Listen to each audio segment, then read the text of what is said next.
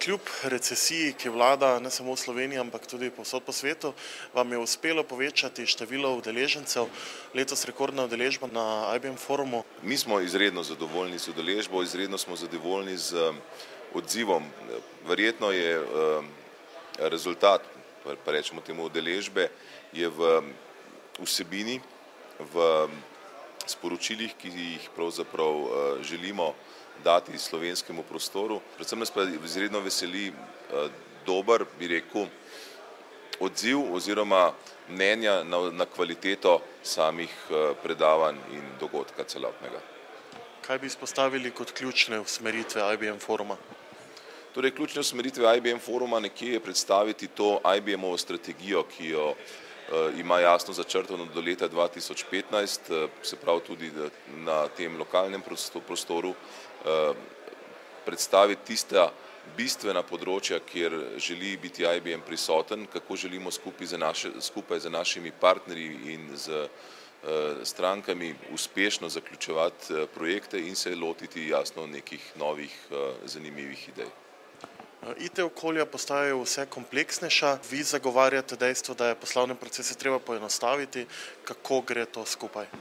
To je čisti odgovor na to, kar se nam dogaja v tem svetu, se pravi, čedalje bolje kompleksen, čedalje bolje, bi rekel, zahteven in z poenostavitvijo vseh teh procesov, predvsem pa nam omogočiti lažje življenje, je edini ključ do uspeha uporabljanja teh IT tehnologij oziroma orodij, ki lahko ali konsolidirajo ali pravzaprav poenostavijo določene procese z namenom biti bolj učinkovit, biti bolj konkurenčen v svojem prostoru.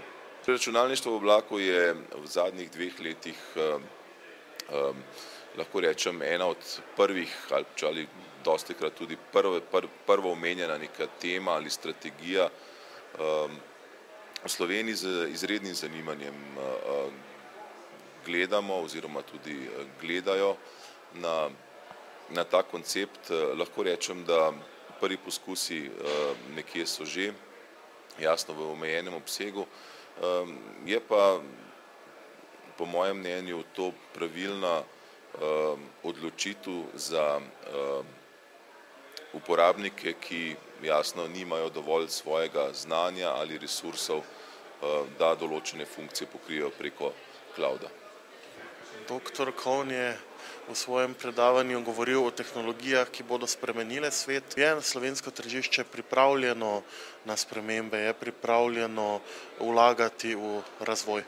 Doktor Kohn je bil zdajle prvič v Sloveniji. On se je močno seznanil tudi v teh 2 dneh z Slovenijo, kaj smo v Sloveniji naredili, in že sam doktor Kohn je potrdil, da Slovenija bi bila lahko inkubator za razvijanje vseh teh novih idej, novih tehnologij, ravno zaradi teh visokega nivoja znanja, ki je prisoten v tem prostoru, in pa že uspešnih, pa lahko rečem, rešitev, ki so na svetovnem nivoju tako po kvaliteti kot tudi po hitrosti uvajanja.